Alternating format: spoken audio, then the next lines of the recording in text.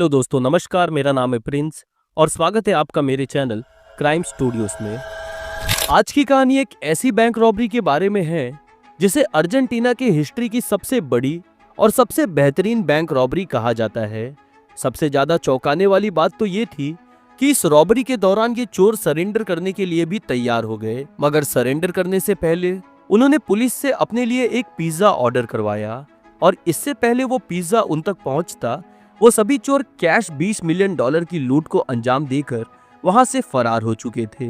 इस चोरी को इतनी सफाई और चालाकी से अंजाम दिया गया कि इसे एक परफेक्ट चोरी कहा जाने लगा और ये सभी चोर पुलिस की पहुंच से बहुत दूर भी निकल चुके थे।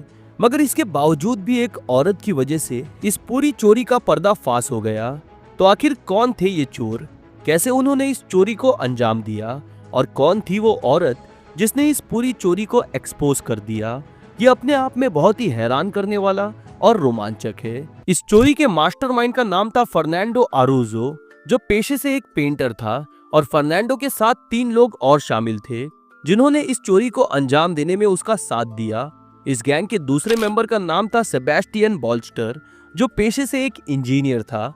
तीसरे मेंबर का नाम था बेटो डलाटो, जिसने इस पूरी चोरी के ऑपरेशन को फाइनेंस किया था। और चौथे और आखिरी मेंबर का नाम था लूसी सिल्वा, जो पेशे से एक क्रिमिनल था और पहले भी जेल की सजा काट चुका था। हालांकि 2 और लोग थे जिन्होंने चोरी में फर्नांडो की मदद की, मगर ना तो वो कभी पकड़े गए और ना ही कभी उनका नाम सामने आया।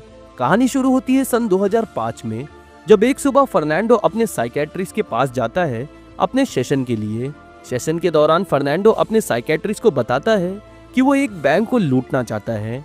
फर्नांडो की बात सुनते ही साइकेट्रिस्ट हैरत में पड़ जाता है और क्योंकि फर्नांडो गांजे का आदी था, इसीलिए साइकेट्रिस्ट को लगने लगता है कि फर्नांडो गांजे के नशे में ये सब बोल रहा है। इसके फौरन बाद साइकेट्रिस्ट फर्नांडो से सवाल करता है कि उसे बैंक लूटने का आइडिया क्यों और कहां से आया, क्या उसे पैसों की जरूरत है? जिसके जवाब में फर्नांडो कहता है कि वो एक आर्टिस्ट है और वो इस पूरी रॉबरी को एक मास्टरपीस की तरह अंजाम देगा। साइकेट्रिस्ट फर्नांडो से दूसरा सवाल करते हुए पूछता है कि वो इस रॉबरी को कैसे अंजाम देगा, जिसके जवाब में फर्नांडो कहता है कि उसने अभी इस बारे में कुछ नहीं सोचा है, मगर वो इस रॉबरी को अंजाम देकर ही रहेगा। साइकेट्रिस्ट को लगने लगता है कि फर्नांडो नशे में है और वो इस बात को नजरअंदाज कर देता है, इस बात से बेखबर कि फर्नांडो अर्जेंटीना की हिस्ट्री की सबसे बड़ी और सबसे बेहतरीन चोरी को अंजाम देने वाला है। अब फर्नांडो रोज अर्जेंटीना के कैपिटल बुएनस एयर्स की सड़कों पर अपना टारगेट तलाशने के लिए घूमने लगा और वो एक ऐसे बैंक की तलाश में था जिसे आसानी से टारगेट बनाया जा सके और लूटा जा सके। और तब उसकी नजर बांको रियो नाम के बैंक पर पड़ती है।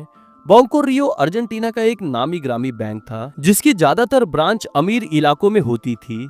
इसका साफ मतलब था कि उन अमीर इलाकों के लोग अपना ज्यादातर कीमती सामान बांको रियो के वॉल्ट में रखते थे, जिसकी वजह से यह बैंक एक परफेक्ट टारगेट था फर्नांडो के लिए। फर्नांडो ने बैंक को लूटने के लिए टोटल 7 स्ट्रेटेजीज बनाई थी और हर स्ट्रेटेजी को एनालाइज करने के बाद वो 2 स्ट्रेटेजी पर पहुंचता है। पहली स्ट्रेटेजी ये थी कि वो बैंक के अंदर हथियार लेकर घुसेगा, बैंक लूटेगा और पुलिस के आने से पहले वहां से भाग जाएगा। मगर ये इतना आसान नहीं था, क्योंकि जल्दी जल्दी में वो बैंक को सही से लूट भी नहीं पाता और अगर पुलिस जल्दी वहां पहुंच जाती तो वो भाग भी नहीं पाता और पकड़ा भी जा सकता था। दूसरी स्ट्रेटेजी ये थी कि वो सुरंग के रास्ते बैंक वॉल्ट में घुसेगा, मगर सेंसर और अलार्म की वजह से वो पकड़ा जा सकता है। क्योंकि इन दोनों स्ट्रेटेजीज में बराबर का रिस्क था, इसीलिए फर्नांडो फैसला करता है कि वो दूसरी स्ट्रेटेजी का इस्तेमाल करके सुरंग के रास्ते बैंक में घुसेगा। क्योंकि फर्नांडो को वॉल्ट तक पहुंचने के लिए सुरंग तोड़नी थी और इसीलिए वो बैंक के करीब ग्राउंड फ्लोर पर एक फ्लैट रेंट पर लेने की सोचने लगता है। मगर इसी दौरान उसकी नजर एक चीज पर पड़ती है जिसकी वजह से उसका काम बहुत आसान हो गया। एक रोज रेकी के दौरान वो बांको रियो के बाहर से गुजर रहा था कि तभी उसकी नजर एक मेन होल पर पड़ती है। मेन होल के आगे पीछे देखने पर उसे पता चलता है कि हर 10 मीटर पर एक मेन होल है और इन मेन होल के नीचे एक सीवर टनल है जो बैंक के नीचे से होकर गुजरती है। अब फर्नांडो देर रात हर मेन होल की ओपनिंग चेक करने लगा और वो ये जानना चाहता था कि इन मेन होल के नीचे जो सीवर लाइन है वो कहाँ जाकर खुलती है। और सिर्फ कुछ रातों की मेहनत के बाद वो सीवर लाइन की ओपनिंग तक पहुंचने में कामयाब हो जाता है। ये सीवर लाइन जहां जाकर खुलती थी वो बैंक से सिर्फ 150 मीटर की दूरी पर था। सीवर लाइन की ओपनिंग मिलने के बाद फर्नांडो उस सीवर लाइन में घुसता है, ये देखने के लिए कि बैंक वॉल्ट में घुसने के लिए रास्ता कैसे और कहां से बनाया जाए। सीवर लाइन में घुसते ही फर्नांडो देखता है कि उसकी ओपनिंग छोटी चौड़े शेप की है, मगर जैसे जैसे वो आगे बढ़ता जा रहा था वो सीवर लाइन बड़ी और चौड़ी होती जा रही थी और लगभग 100 मीटर आगे बढ़ने के बाद वो सीवर लाइन 20 फुट तक चौड़ी हो चुकी थी। ये एक बड़ी सीवर लाइन थी जो बैंक के नीचे से होते हुए पूरे शहर में फैली हुई थी। अब फर्नांडो के लिए जो सबसे जरूरी काम था वो था एक टीम तैयार करना जिसके साथ मिलकर वो इस चोरी को अंजाम दे सके, और इसीलिए फर्नांडो सबसे पहले अपने दोस्त सेबेस्टियन बॉलिस्टर से मिलता है। सेबेस्टियन एक मैकेनिकल इंजीनियर था जो अपने काम में बहुत ही माहिर था, और जब फर्नांडो उसके सामने बैंक रॉबरी का प्रपोजल रखता है तो वो हक्का बक्का रह जाता है, क्योंकि वो फर्नांडो के बारे में बस यही जानता था कि वो गांजे का आदी है और उसके नाम ना तो कोई क्रिमिनल रिकॉर्ड है और ना ही उसे कोई चोरी का एक्सपीरियंस है। फर्नांडो सेबेस्टियन को इस पूरी रॉबरी के प्लान के बारे में डिटेल में बताता है कि कैसे वो लोग सीवर लाइन के रास्ते टनल खोलेंगे और कैसे बैंक को लूटेंगे, क्योंकि सेबेस्टियन काफी कर्जे में डूबा हुआ था, इसीलिए वो फर्नांडो का साथ देने के लिए फौरन तैयार हो जाता है। और इसी बातचीत के बाद फर्नांडो और सेबेस्टियन दोनों एक साथ बैंक जाते हैं और बैंक के बाद सीवर लाइन का मुआयना करते हैं जहां से उन्हें खुदाई शुरू करनी थी। फर्नांडो अपने साथ मेजरिंग टेप भी रखे हुए था और वो उन मेजरिंग टेप को मेन होल के रास्ते अंदर सीवर लाइन में डालता है, जिससे उन्हें ये पता चल सके कि वो लोग सीवर लाइन में किस लोकेशन पर खड़े हैं और सीवर लाइन में होल की ऊंचाई कितनी है। बैंक के अंदर की इंफॉर्मेशन निकालने के लिए उन दोनों ने बैंक के अंदर एक सेफ्टी बॉक्स रेंट पर लिया और अपने साथ हिडन कैमरा वॉल्ट के अंदर लगा गए, जिससे उन्होंने वॉल्ट की सारी फुटेजेस निकाल ली। ये वॉल्ट बैंक के अंडरग्राउंड हिस्से में था जिसके नीचे सीवर लाइन होकर गुजरती थी, और इस वॉल्ट में लगभग 400 सेफ्टी डिपॉजिट बॉक्सेस थे। हालांकि फर्नांडो और सेबेस्टियन ने सीवर लाइन और बैंक का मुआयना काफी अच्छी तरह कर लिया था, मगर फिर भी उन्हें उस बैंक के कंस्ट्रक्शन लेआउट की जरूरत थी। ये कंस्ट्रक्शन लेआउट एक मैप की तरह था जिसमें बैंक की एंट्री, एग्जिट और अपर ग्राउंड से लेकर अंडरग्राउंड तक की सभी इंफॉर्मेशन मौजूद थी। फर्नांडो ये बात बहुत ही अच्छी तरह जानता था कि अगर उसके हाथ ये मैप लग गया तो ये चोरी उनके लिए बहुत आसान हो जाएगी, मगर इसका एक्सेस सिर्फ म्युनिसिपैलिटी के पास था। जैसे जैसे वो दोनों इस चोरी की प्लानिंग को आगे बढ़ाते जा रहे थे, फर्नांडो को ये एहसास होने लगता है कि उन्हें अपनी टीम में ऐसे और लोगों की जरूरत है जिनके पास चोरी करने का एक्सपीरियंस हो। इसी तलाश में फर्नांडो की मुलाकात बेटो डाल्टो से हुई। बेटो एक गैंगस्टर था जिसके नाम कई क्रिमिनल रिकॉर्ड थे और उसके गैंग के काफी मेंबर कई चोरियों को अंजाम दे चुके थे। फर्नांडो की मुलाकात बेटो से एक पब में हुई थी जिसमें शराब पीने के दौरान उन दोनों की दोस्ती हो गई। फर्नांडो बेटो को इस पूरे प्लान के बारे में बताता है और उससे कहता है कि वो उसके इस प्लान को फाइनेंस करे, क्योंकि इतनी बड़ी चोरी को अंजाम देने के लिए उसके पास पैसे नहीं हैं।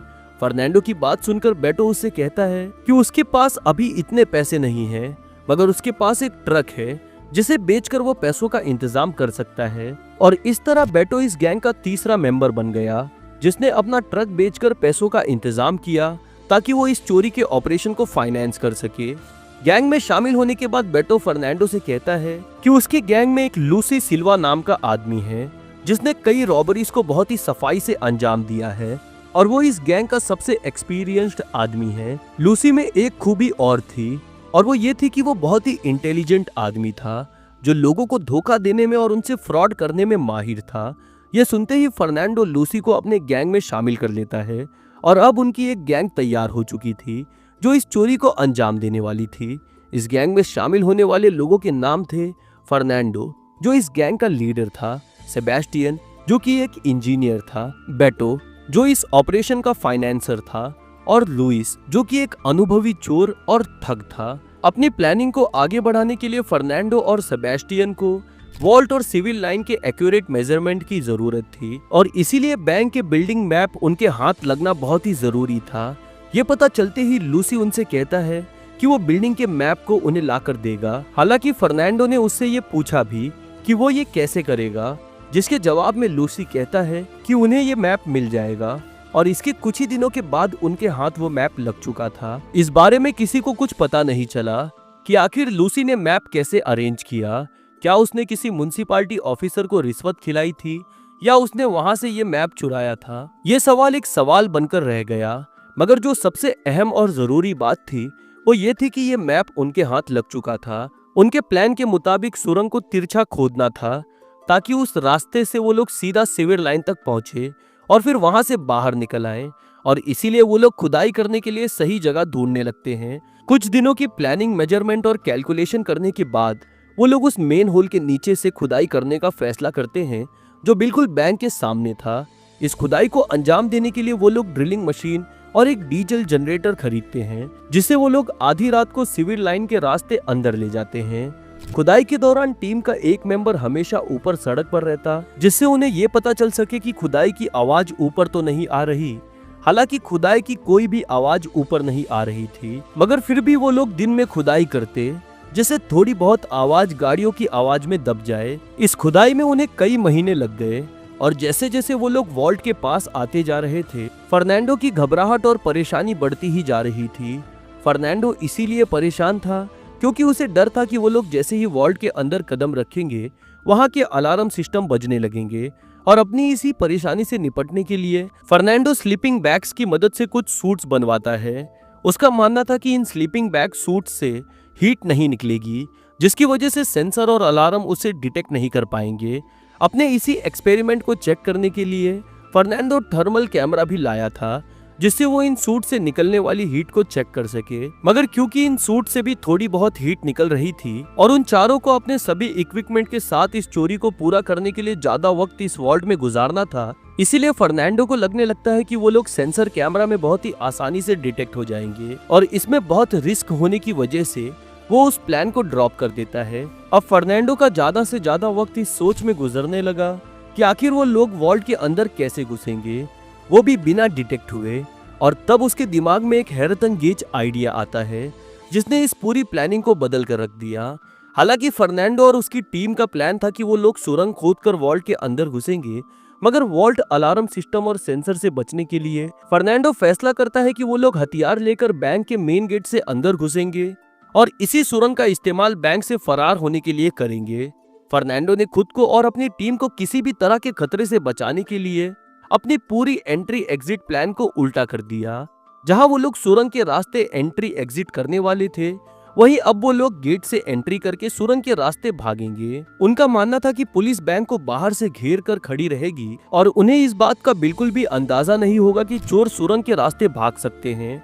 फर्नांडो ने अपनी प्लानिंग के कंफर्मेशन के लिए इंटरनेट पर यह सर्च भी किया कि क्या किसी ने पहले इस तरह की चोरी को अंजाम दिया है, मगर उसे इंटरनेट पर कुछ भी नहीं मिला। इसका साफ मतलब था कि अर्जेंटीना पुलिस भी इस बारे में कुछ नहीं सोच पाएगी और वो लोग बाहर फर्नांडो और उसकी गैंग का इंतजार करते रहेंगे। और अपने प्लान में चेंज करने के बाद फर्नांडो के लिए जो आखिरी काम बचा था वो था हथियार का इंतजाम करना, और उसका जिम्मेदारी उठाता है बेटो, जो कि एक गैंगस्टर था और इस ऑपरेशन का फाइनेंसर भी। इस ऑपरेशन में जो हथियार इस्तेमाल हुए थे वो बहुत ही अलग थे, जिसके बारे में जब पुलिस को पता चला तो उनके पैरों तले जमीन सरक गई। इस पूरी खुदाई में फर्नांडो के गैंग को लगभग 1 साल लग गया और उन लोगों ने सुरंग के अंदर एक गहरा गड्ढा और कर दिया जिसमें सीवर लाइन का पानी बाहर गया था। उन लोगों ने ऐसा इसीलिए किया ताकि जब वो लोग अपनी छोटी रबर बोट से सुरंग के रास्ते नीचे जाए तो उनकी बोट आसानी से उस पानी में लैंड कर सके और वो लोग उन बोट से निकलकर सीवर लाइन की एग्जिट पॉइंट से बाहर निकल आए। वो लोग अपनी एग्जिट प्लान डिस्कस कर ही रहे थे कि तभी लुइस कहता है कि अगर पुलिस को उनके भागने के फौरन बाद सुरंग का रास्ता मिल गया तो पुलिस उन्हें सीवर लाइन के एग्जिट पॉइंट पर घेर लेगी और वो लोग पकड़े जाएंगे। लूसी की बात सुनने के बाद फर्नांडो कुछ सोच में पड़ जाता है और फिर वो अपना मास्टर स्ट्रोक खेलता है। फर्नांडो अपनी गैंग के सभी लोगों से कहता है कि वो लोग सीवर लाइन के एग्जिट पॉइंट से नहीं बल्कि उसके अपोजिट डायरेक्शन में जो सीवेज ओपनिंग है जो मेन होल पर जाकर खुलती है वहां से भागेंगे। क्योंकि ये मेन होल 10 मीटर पर ही था, इसीलिए वो लोग फैसला करते हैं कि वो इस बैंक से लगभग 200 मीटर दूर वाले मेन होल से निकलेंगे, क्योंकि मेन होल से बाहर निकलने पर खतरा था और वो लोग पकड़े जा सकते थे। और इससे निपटने के लिए फर्नांडो एक बहुत ही हैरतअंगेज और अनोखा तरीका निकालता है। वो सेबेस्टियन से कहता है कि वो वैन को कस्टमाइज करके उसके फ्लोर में एक बड़ा सा होल कर दे ताकि वो लोग वैन को मेन होल के बिल्कुल ऊपर खड़ा कर दें और मेन होल के रास्ते वैन में आकर बैठ जाएं। इस वैन का इंतजाम भी बेटो ने ही किया था, जो इस पूरे ऑपरेशन का फाइनेंसर था और फर्नांडो के गैंग का मेंबर भी था। और एक सुबह जब गैंग के सभी मेंबर सेबेस्टियन के साथ मिलकर वैन को कस्टमाइज कर रहे थे कि तभी बेटो की गर्लफ्रेंड वहां आ जाती है। बेटो की गर्लफ्रेंड को देखते ही फर्नांडो उससे पूछता है कि वो यहाँ क्या कर रही है, जिसके जवाब में बेटो उससे कहता है कि उसे अपनी गर्लफ्रेंड पर पूरा भरोसा है और इसमें कोई परेशानी वाली बात नहीं है। ये वही बेटो की गर्लफ्रेंड थी जो आगे चलकर उनके लिए एक बहुत ही बड़ी मुसीबत बनने वाली थी और जिसने इस परफेक्ट चोरी का पर्दाफाश किया था। वैन को कस्टमाइज होने के बाद उन्हें तलाश थी एक ड्राइवर की जो वैन लेकर उनका ऊपर इंतजार करेगा। इस वैन का ड्राइवर वही शख्स था जिसकी पहचान आज तक सामने नहीं आई। अब वो लोग लगभग पूरी तरह तैयार थे इस बैंक को लूटने के लिए, मगर एक आखिरी काम अभी भी बचा था और वो था सेफ्टी डिपॉजिट बॉक्सेस को जल्दी खोलने के लिए एक टूल का इंतजाम करना। उस वॉल्ट में सैकड़ों डिपॉजिट बॉक्सेस थे जिन्हें हथौड़ी और छेनी से खोलना मुमकिन नहीं था और इसमें काफी वक्त भी लगता। इसीलिए सेबेस्टियन अपनी इंजीनियरिंग का कमाल दिखाते हुए एक हाइड्रोलिक टूल बनाता है जिसका नाम था कैनॉन। इस हाइड्रोलिक टूल को इस तरह बनाया गया था कि इसे हर सेफ्टी डिपॉजिट बॉक्स सिर्फ 7 सेकंड में खोला जा सकता था और अब वो लोग पूरी तरह तैयार थे इस लूट को अंजाम देने के लिए। उन लोगों का प्लान था कि वो लोग वॉल्ट को लूटने के बाद सुरंग के रास्ते अपनी बोट के साथ नीचे सीवेज सिस्टम में जाएंगे और फिर वहां से 200 मीटर दूर उस मेन होल तक पहुंचेंगे जिसके ऊपर वहां उनकी वैन पहले से ही खड़ी उनका इंतजार कर रही होगी और फिर वहां से वो लोग फरार हो जाएंगे। 13 जनवरी 2006 को आखिरकार वो दिन आ ही गया जिस दिन वो लोग इस बैंक रॉबरी को अंजाम देने वाले थे। लूट की शुरुआत से पहले से ही सेबेस्टियन ने सिविल लाइन में रबर बोट्स और अपने सभी इक्विपमेंट रख दिए जिसकी उन्हें जरूरत पड़ने वाली थी और उस सुरंग से चढ़कर बैंक की दीवार तक पहुंच गया और अपने साथियों के सिग्नल का इंतजार करने लगा।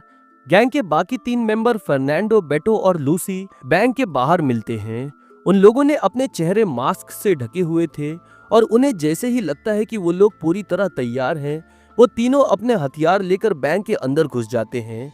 बैंक के अंदर घुसते ही वो लोग बैंक के सभी एम्प्लॉयज और कस्टमर्स को बंदी बना लेते हैं और उनसे कहते हैं कि वो सभी लोग जमीन पर उल्टे लेट जाएं। बैंक सिक्योरिटी गार्ड उस वक्त अपने कंट्रोल रूम में था और वो जैसे ही कैमरा पर ये सब होता हुआ देखता है वो फौरन अपना दरवाजा अंदर से लॉक कर लेता है और पुलिस को इसकी खबर दे देता है। क्योंकि ये मामला बैंक से जुड़ा हुआ था इसलिए सिर्फ कुछ ही मिनट में पुलिस वहां पहुंच जाती है और बैंक को चारों तरफ से घेर लेती है। फर्नांडो को जब ये अंदाजा हो जाता है कि पुलिस ने बैंक को चारों तरफ से घेर लिया है तब वो लोग फैसला करते हैं कि वो अपने ट्रिक का इस्तेमाल करेंगे जिसका नाम था कोकोआ प्लान। इस प्लान के तहत वो एक बंदी के सर पर बंदूक लगाकर उसके साथ बैंक से बाहर आ जाते हैं जिससे पुलिस वालों को लगता है कि फर्नांडो बैंक से भागना चाहता है, मगर फर्नांडो फिर से वापस बैंक के अंदर चला जाता है। फर्नांडो के ऐसा करने की पीछे की सबसे बड़ी वजह ये थी कि वो लोग पुलिस को गुमराह करना चाहते थे और ये दिखाना चाहते थे कि वो लोग पुलिस के आने से पहले ही यहाँ से भागना चाहते थे मगर भाग नहीं पाए। फर्नांडो का ये प्लान काम कर गया और जैसे ही पुलिस कमांडर वहां पहुंचा उसे एक पुलिस ऑफिसर ने बताया कि चोर इस बैंक के मेन गेट से भागने वाले थे, मगर क्योंकि वो लोग जल्दी पहुंच गए इसीलिए वो लोग भाग नहीं पाए। पुलिस कमांडर को लगने लगता है कि चोरों के पास भागने का दूसरा रास्ता नहीं है और यही फर्नांडो चाहता था। फर्नांडो और उसकी गैंग के लिए वो गार्ड एक मुसीबत बनता जा रहा था क्योंकि उसने खुद को कंट्रोल रूम में लॉक कर लिया था और वो डायरेक्ट पुलिस के कांटेक्ट में था। इसका साफ मतलब था कि अगर वो लोग सुरंग के रास्ते बैंक से भागेंगे तो वो उन्हें कैमरा से देख लेगा और इस बात की खबर पुलिस को दे देगा। उन लोगों के लिए बहुत ही जरूरी था कि वो किसी भी तरह उस गार्ड को कंट्रोल रूम से बाहर निकाले और इसके लिए लूसी उस गार्ड से कहता है कि अगर वो बाहर नहीं आया तो कुछ बहुत बुरा हो जाएगा। ये सुनने के बाद भी जब सिक्योरिटी गार्ड बाहर नहीं आता है तब लूसी एक बैंक एम्प्लॉय के सर पर बंदूक रखकर कहता है कि अगर वो बाहर नहीं आया तो वो इस बैंक एम्प्लॉय को गोली मार देगा। पहले तो गार्ड पर इस बात का कोई असर नहीं होता है, मगर जब वो बैंक एम्प्लॉय घबराकर जोर जोर से रोने लगती है और गार्ड से कहने लगती है कि वो उसे बचा ले, तब गार्ड कंट्रोल रूम का दरवाजा खोलकर बाहर आ जाता है और अपनी गन टेबल पर रखकर सरेंडर कर देता है। बाहर आने के बाद लूसी गार्ड को अच्छी तरह चेक करता है और उसका फोन लेकर उसे बैंक के बाहर छोड़ आता है। गार्ड के बैंक से बाहर आते ही कमांडर उससे पूछते हैं कि अंदर क्या चल रहा है और कितने लोग हैं, जिसके जवाब में गार्ड बताता है कि बैंक के अंदर हथियार बंद चोर हैं जिन्होंने लगभग 30 लोगों को बंदी बनाए रखा है और उन सभी के फोन्स अपने पास कब्जे में ले लिए हैं। इसी दौरान पुलिस कमांडर की नजर एक चोर पर पड़ती है जो खिड़की से उनकी तरफ इशारा कर रहा था और वो गार्ड के फोन पर कॉल करे ऐसा कह रहा था। उधर सेबेस्टियन भी सुरंग के अंदर बैंक वॉल्ट की दीवार पर सिग्नल का इंतजार कर रहा था कि तभी फर्नांडो वॉकी टॉकी पर उससे कहता है कि वो बैंक की दीवार में ड्रिलिंग मशीन से गड्ढा करना शुरू करे और साथ ही साथ फर्नांडो खुद उस जगह से फाइल की अलमारी को सरकाना शुरू करता है जहां सेबेस्टियन गड्ढा कर रहा था। अलमारी सरकाने की आवाज से सेबेस्टियन को पता लगता है कि वो सही जगह गड्ढा कर रहा है और सिर्फ कुछ ही देर में उस दीवार में गड्ढा करके सेबेस्टियन बैंक वॉल्ट के अंदर पहुंच चुका था। बैंक वॉल्ट के अंदर पहुंचने के बाद सेबेस्टियन अपना हाइड्रोलिक टूल कैनॉन निकालता है और सेफ डिपॉजिट बॉक्सेस को खोलना शुरू करता है। उनका प्लान था कि वो लोग 2 घंटे गड्ढे के अंदर लगातार 400 डिपॉजिट बॉक्सेस को खोलकर लूटेंगे। जहां एक तरफ फर्नांडो और सेबेस्टियन सेफ्टी डिपॉजिट बॉक्सेस को खोलने में लगे हुए थे, वहीं बेटो और लूसी बंदियों को संभाल रहे थे और साथ ही साथ पुलिस का ध्यान भटका रहे थे ताकि उन्हें ज्यादा से ज्यादा समय मिल सके इस लूट को अंजाम देने के लिए। क्योंकि लूसी ठगी और फ्रॉड में माहिर था और वो इसीलिए पुलिस से हर बार फोन पर अलग अलग बातें करता और उनका ध्यान भटका रहा था। वो हर बार अपनी आवाज बदल बदल कर पुलिस कमांडर से बात करता, जिसकी वजह से पुलिस कमांडर भी हैरत में पड़ गया। इसी दौरान पुलिस कमांडर लूसी से पूछता है कि उनकी डिमांड क्या है, जिसके जवाब में लूसी कहता है कि वो लोग बैंक लूट कर बिना किसी को नुकसान पहुंचाए भागने वाले थे, मगर क्योंकि पुलिस बहुत ही जल्दी आ गई इसीलिए वो लोग भाग नहीं पाए और उनकी डिमांड्स बस इतनी ही है कि उन्हें यहाँ से निकाल दिया जाए। इस बातचीत के दौरान पुलिस कमांडर अपनी दूरबीन से खिड़की के जरिए लूसी पर नजर रखे हुए था और वो देखता है कि लूसी एक चेयर पर बैठा है और उसने अपने दोनों पैर क्रॉस करके टेबल के ऊपर रखे हुए हैं। ऐसा लग रहा था जैसे वो अपने ऑफिस में बैठकर कोई बिजनेस कॉल ले रहा हो। इसी दौरान पुलिस कमांडर लूसी से कहता है कि वो लोग सभी बंदियों को जाने दें और वो लोग उन्हें बिना कोई नुकसान पहुंचाए यहाँ से जाने देंगे। ये सुनते ही लूसी जोर जोर से हंसने लगता है और पुलिस कमांडर से कहता है कि उसे जेल से निकले हुए अभी ज्यादा टाइम नहीं हुआ है और उसने जेल में लगभग 15 साल गुजारे हैं, इसीलिए उनकी सभी ट्रिक्स के बारे में वो पहले से ही जानता है और अगर उन्होंने कोई भी चालाकी दिखाने की कोशिश की तो उन्हें किसी बंदी की जान से हाथ धोना पड़ सकता है। यह सुनते ही कमांडर लूसी से कहता है कि वो बस एक बंदी को छोड़ दें जिससे उन्हें ये यकीन हो जाए कि सभी सही सलामत हैं। मगर लूसी कमांडर से कहता है कि वो गार्ड को पहले ही छोड़ चुका है और फोन रख देता है। लूसी इस तरह हर थोड़ी देर में पुलिस कमांडर को फोन करता और उससे बात करता और फिर फोन रख देता, जिसके जवाब में फर्नांडो और सेबेस्टियन को ज्यादा से ज्यादा टाइम मिल रहा था वॉल्ट को लूटने के लिए और इसी तरह 2 घंटे निकल गए। हालांकि फर्नांडो और सेबेस्टियन ने जो टारगेट बनाया था कि वो 2 घंटे में 400 बॉक्स लूटेंगे, वो उसे पूरा नहीं कर पाए। वो सिर्फ 198 सेफ डिपॉजिट बॉक्सेस को खोल पाए क्योंकि हाइड्रोलिक मशीन ने ज्यादा हीट होने की वजह से काम करना बंद कर दिया था। मगर फिर भी वो इस लूट में $20 मिलियन की कीमत का सामान लूटने में कामयाब हो गए। लूट का सारा सामान बैग में भरने के बाद फर्नांडो लूसी को कॉल करता है और उससे कहता है कि अब उन्हें यहाँ से निकलना होगा। यह सुनते ही पुलिस का ध्यान भटकाने के लिए लूसी फिर से पुलिस कमांडर को फोन करता है और उनसे कहता है कि वो लोग सरेंडर करना चाहते हैं, मगर वो ये बात बहुत ही अच्छी तरह जानते हैं कि उन्हें गिरफ्तार करने के बाद पुलिस वाले बहुत लंबे समय तक उन्हें भूखा रखेंगे और इसीलिए वो चाहते हैं कि सरेंडर करने से पहले पुलिस उनके लिए और बंदियों के लिए पिज्जा मंगाए। लूसी की बात सुनकर कमांडर फौरन राजी हो जाता है, मगर लूसी कमांडर को एक इटालियन रेस्टोरेंट के बारे में बताता है और कहता है कि उन्हें पिज्जा इसी इटालियन रेस्टोरेंट से मंगा कर दे। ये इटालियन रेस्टोरेंट बैंक से काफी दूर था और यहाँ से पिज्जा मंगाने की सबसे बड़ी वजह ये थी कि उनके गैंग को बैंक से भागने के लिए ज्यादा से ज्यादा टाइम मिल सके। इस कॉल के बाद लूसी अपने सारे कॉन्टैक्ट पुलिस से खत्म कर देता है और बेटो और सभी बंदियों से कहता है कि वो लोग चुपचाप जमीन पर लेटे रहें और किसी ने भी हिलने की कोशिश की तो वो उन्हें गोली मार देंगे। उधर फर्नांडो और सेबेस्टियन ने भी लूट से भरे बैग्स को सुरंग में रखना शुरू कर दिया था, जिससे वो लोग भागने वाले थे और इसी दौरान लूसी और बेटो भी वहां पहुंच जाते हैं और उनकी मदद करने लगते हैं। भागने से पहले उन सभी ने अपने हथियार वहां एक कपड़े के ऊपर रखकर वहीं छोड़ दिए। ये हथियार उन्होंने वहां क्यों छोड़े, ये जब पुलिस को पता चला तो उनके होश उड़ गए। वॉल्ट की दीवार के गड्ढे से निकलने के बाद उन्होंने उस फाइल की अलमारी को वापस उस गड्ढे के मुंह के पास सरका दिया, जिससे किसी को ये पता ना चल सके कि वो लोग कहां से भागे हैं। सुरंग में पहुंचने के बाद वो लोग अपनी रबर बोट में बैठते हैं और उस सुरंग के रास्ते नीचे सिविल लाइन तक पहुंच जाते हैं, जहां से वो लोग 200 किलोमीटर दूर उस मेन होल तक पहुंचते हैं और फिर सीढ़ी की मदद से अपनी वैन तक पहुंचते हैं और वहां से फरार हो जाते हैं। यहाँ से भागने के बाद वो लोग सीधा अपने सेफ हाउस पहुंच जाते हैं, जहाँ वो लोग वैन को गैराज के अंदर छुपा देते हैं। वैन छुपाने के बाद फर्नांडो टीवी ऑन करता है, ये देखने के लिए कि बैंक के बाहर क्या चल रहा है। न्यूज देखकर फर्नांडो की हंसी निकल जाती है, क्योंकि पुलिस अभी भी बैंक के बाहर खड़ी उनके सरेंडर का इंतजार कर रही थी और वो लोग यहाँ आराम से टीवी के सामने बैठकर सेलिब्रेट कर रहे थे। उधर बैंक के बाहर पिज्जा आने के बाद कमांडर लूसी से कांटेक्ट करने की कोशिश करता है, मगर कई कोशिशों के बाद भी वो नाकाम रहता है और तब कमांडर को लगने लगता है कि अब रेड करने का टाइम आ गया है। पुलिस कमांडर अपने सिपाहियों से कहता है कि वो बैंक के अंदर घुसे और किसी भी तरह की फायरिंग के लिए तैयार रहें। हालांकि पुलिस जब बैंक के अंदर पहुंचती है तो उन्हें वहां बस जमीन पर लेटे कस्टमर्स और बैंक एम्प्लॉय मिलते हैं, जिन्हें फर्नांडो की गैंग ने बंदी बनाया था। पुलिस के सामने सबसे बड़ा सवाल ये था कि आखिर ये चोर भागे कैसे, क्योंकि लूसी और बेटो ने दीवार के गड्ढे को पहले ही अलमारी से छुपा दिया था। अब पुलिस कमांडर को शक होने लगता है कि ये चोर इन्हीं बंदियों के बीच छुपे हुए हैं और इसीलिए पुलिस उन सभी बंदियों को हिरासत में ले लेती है और तब तक नहीं छोड़ती है जब तक उनकी आइडेंटिटी कंफर्म नहीं हो गई।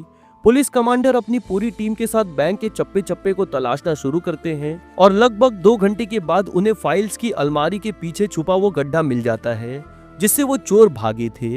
ये सब कुछ फर्नांडो और उसकी गैंग बैठे टीवी पर देख रही थी और एक दूसरे के साथ मिलकर पुलिस का मजाक उड़ा रहे थे। शाम होते होते उन सभी ने अपने अपने हिस्से बांट लिए और लूट का माल बांटने के बाद उन सभी में ये तय हुआ कि वो सभी अपने अपने रास्ते चले जाएंगे और फिर कभी एक दूसरे से नहीं मिलेंगे। मगर किस्मत ने उनके लिए कुछ और ही लिख रखा था। एक परफेक्ट चोरी को अंजाम देने के बाद भी वो सभी एक एक करके पकड़े गए। इस पूरी गैंग को पकड़वाने में सबसे अहम रोल जिसने अदा किया वो थी बेटो की गर्लफ्रेंड, जो इस चोरी के बारे में पहले से ही जानती थी। और जैसा कि आपको याद होगा कि वो उस दौरान वहां पहुंच गई थी जहां फर्नांडो अपनी टीम के साथ वैन कस्टमाइज कर रहा था।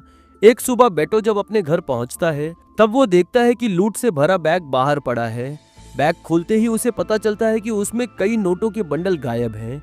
ये देखते ही वो अपनी गर्लफ्रेंड को बुलाता है और उससे पूछता है कि क्या उसने बैग में से कुछ पैसे निकाले हैं, जिसके जवाब में उसकी गर्लफ्रेंड कहती है कि हाँ, मैंने 5 से 6 नोटों के बंडल निकाले हैं। यह सुनते ही बेटो का गुस्सा 7वें आसमान पर पहुंच जाता है, क्योंकि उन 5 से 6 बंडल की कीमत लगभग $3 लाख थी।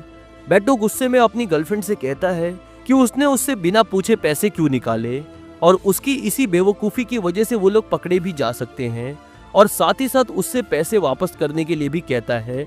बेटो और उसकी गर्लफ्रेंड में बहस इतनी ज्यादा बढ़ गई कि बेटो की गर्लफ्रेंड ने उसके पैसे वापस देने से मना कर दिया। बेटो फैसला करता है कि वो उस लूट से भरे बैग को घर से बाहर ले जाकर कहीं छुपा देगा, मगर वो इस बात से बिल्कुल बेखबर था कि इस बहस के बाद उसकी गर्लफ्रेंड उससे इतना गुस्सा हो जाएगी कि उसके घर से जाने के बाद पुलिस में जाकर इस चोरी को एक्सपोज कर देगी। बेटो की गर्लफ्रेंड को ये लगने लगता है कि बेटो उस पर चीट कर रहा है और वो इन पैसों को लेकर भाग जाएगा। बेटो की गर्लफ्रेंड की इसी कंप्लेन के बाद उसे गिरफ्तार कर लिया जाता है और जब उससे उसके बाकी साथियों के बारे में पूछा जाता है तो वो उनके बारे में कुछ नहीं बताता है, क्योंकि बेटो की गर्लफ्रेंड गैंग के बाकी मेंबर्स को जानती थी, जिसकी वजह से उनकी शिनाख्त हो गई और पुलिस ने भी उनके खिलाफ अरेस्ट वारंट जारी करके उन्हें ढूंढना शुरू कर दिया। और सिर्फ कुछ ही दिनों के बाद वो सभी पुलिस के हाथ लग जाते हैं। मगर पुलिस के लिए जो सबसे ज्यादा परेशानी वाली बात थी वो ये थी कि वो लोग लूट के माल को बरामद नहीं कर पाए, क्योंकि उन लोगों ने लूट के माल को अलग अलग जगह छुपाया था और वो उसे कबूल नहीं कर रहे थे। उन सभी को 9 से 15 सालों के बीच की सजा सुनाई गई, मगर अपने अच्छे बर्ताव की वजह से फर्नांडो और सेबेस्टियन को 2 साल की सजा काटने के बाद उन्हें अपने अपने घरों में हाउस अरेस्ट कर लिया गया। उनकी सजा कम करने के पीछे की एक वजह और भी थी कि जो हथियार उन्होंने इस लूट में इस्तेमाल किए थे वो सभी नकली थे। लेकिन लूसी और बेटो को अपनी सजा जेल में ही काटनी पड़ी, क्योंकि उनके नाम पहले से ही कई क्रिमिनल रिकॉर्ड्स थे। ये थी कहानी अर्जेंटीना की उन शातिर चोरों की जिन्होंने नकली बंदूक के दम पर अर्जेंटीना की सबसे बड़ी और सबसे परफेक्ट चोरी को अंजाम दिया, मगर एक औरत की बेवकूफ़ी की वजह से वो सभी पकड़े गए। और हाँ, जाते जाते एक सवाल, आप लोगों को क्या लगता है फर्नांडो और सेबेस्टियन को हाउस अरेस्ट ही क्यों किया गया? क्योंकि वो दोनों के पैसे भी नहीं मिले थे? तो क्या ऐसा हो सकता है कि उन्होंने लूट का माल पुलिस को रिश्वत के तौर पर खिला दिया हो? या तो पुलिस ईमानदार है और जब तक पुलिस ने इन दोनों को अरेस्ट किया तब तक ये दोनों उन पैसों को खर्च कर चुके थे, आप अपनी राय कमेंट में जरूर लिखें। अगर आपको ये कहानी पसंद आई है तो इस चैनल को सब्सक्राइब करें और इस वीडियो को लाइक करें। मैं मिलता हूँ आप लोगों से अगले वीडियो में, तब तक के लिए अलविदा।